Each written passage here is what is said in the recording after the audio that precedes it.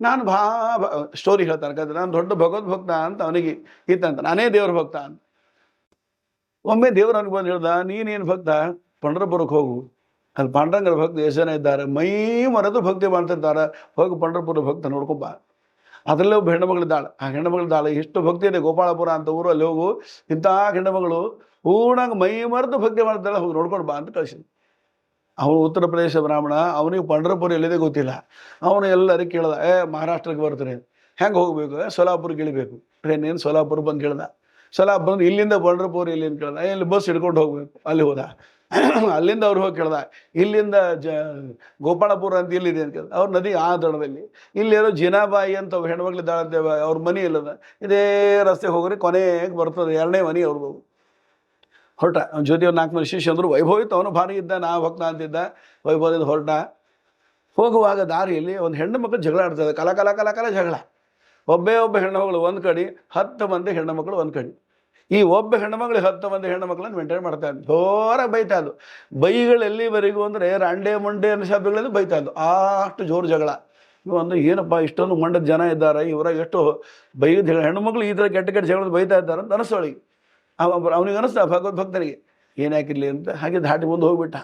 ಮುಂದೆ ಹೋಗಿ ಅಲ್ಲಿವರೆಗೆ ಹೋಗಿ ಅವ್ರಿಗೆ ಕೇಳ್ದ, ಇಲ್ಲೆಲ್ಲ ಜಿನಾಬಾಯಿ ಮನೆ ಅದ ಅಂತ ಹೇಳಿದ್ರಿಂದ, ನೀವು ಅವ್ರ ಮನೆಯಿಂದೇ ಬಂದ್ರಿ, ಅಲ್ಲೇ ಅದ ಅಂತ ಹೇಳಿದ್ರು. ಅಲ್ಲ ಮತ್ತು ಅವ್ರ ಮನೆ ಎಲ್ಲದ, ಅಲ್ಲೋ ಹೆಣ್ಮಗಳು ನಿಂತ ನೋಡಿ ಜಗಳ ಆಡ್ಕೊತ, ಆಕಿನೇ ಜಿನಾಬಾಯಿ ಅದ. ಇವನಂತ ಇವಳು ಒಬ್ಬಳೇ ಹೆಣ್ಮಗಳು 100 ಮಂದಿ ಹೆಣ್ಮಗಳು ಮೇಂಟೈನ್ ಮಾಡಿರ್ತಾಳೆ, ಇಷ್ಟು ಕಲಕ ಜಗಳ ಆಡ್ತಾಳೆ, ಇವಳು ದೇವಳು ಹೋಗ್ತಾಳೆ, ಇದು ಹೆಂಗೆ ಸಾಧ್ಯ ಅಂದ. ಅವಳೇ ಇದ್ದಾಳೆ ನೋಡ್ರಿ. ಹೋದ್ರು, ಹೋಗಿ ಕೇಳೋಣ ಅಂತ. ಏನ್ರಿ ಏನು ಜಗಳ ಆಡ್ದೆ, ನಿನಗೇನು ಮಾಡ್ಬೇಕಾದ್ರೆ, ಹೋಗಿ ಬೇರೆ ಊರೋ ಬಂದು ನಿನಗೇನು ಸಂಬಂಧ ಇಲ್ಲ ಅಂತ ಇವ್ರು ಬೈದ್ಬಿಟ್ರು. ಅವ್ರು ಅದೇ ಹೆಣ್ಮಗಳೇ ಅವನು ಬೈದ್ಬಿಟ್ರು.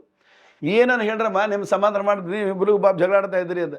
ಅಲ್ಲಿ ಎಲ್ಲಿ ಜಗಳ ಎದಕ್ಕೆ ಬಂದಿತ್ತು ಅವ್ರಿಗೆ, ಹಳ್ಳಿಯಲ್ಲಿ ಸಗಣಿಯನ್ನು ತೊಗೊಂಡು ಕುರುಳು ಬಡಿತಾರೆ, ಕುಳ್ಳು ಹಚ್ಚೋದು. ನಮ್ಮ ಕಡೆ ಬೆರಣಿ ಅಂತ ಬೆಂಗಳೂರು ಬಂದು ಬೆರಣಿ ಅಂತ, ಆ ಕುಳ್ಳನ್ನು ಗೋಡೆ ಹಚ್ಚೋದು. ಅಲ್ಲಲ್ಲ ಎಲ್ಲರೂ ಹಚ್ತಾರೆ, ಇವರು ಹಚ್ಚೋದು. ಆ ಕುಳ್ಳಿನ ಸಲುವಾಗಿ ಇದು ನಂದು, ಇದು ನಂದಲ್ಲ, ಇದು ನಿಂದು, ಇದು ನಂದು ಜಗಳ ನಡೆದಿದ್ದು. ಆ ಹೆಣ್ಮಗಳು ಇವೆಲ್ಲ ನಂದು, ಇದು ನಂದಲ್ಲ ಅಂತ. ಅವ್ರಂದ್ರು, ನೋಡಮ್ಮ ಯಾವ್ದು ನೀ ತಗೋ, ಇಲ್ಲ ಇದು ನಂದು ಮಾತ್ರ ನನಗೆ ಕೊಡ್ರಿ ಅಂತ ಅವಳು.